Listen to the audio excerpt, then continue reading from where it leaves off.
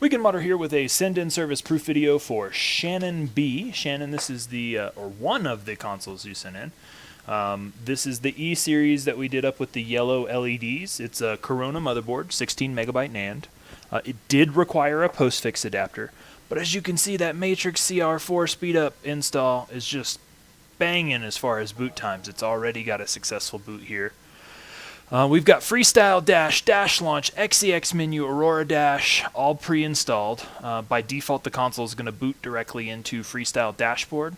Again, all of those other softwares are installed. So check out the final confirmation email that you get from me with the tracking number in it, because there's a link to a couple of really good playlists and videos in there that'll help you with getting started in navigation and learning how to use an RGH and stuff. So thank you very much for trusting us with your console. We'll go ahead and get this one packed up and on its way back out to you. And your next one will be done next in line here. And so that one will get out to you here directly as well. So thanks very much and enjoy.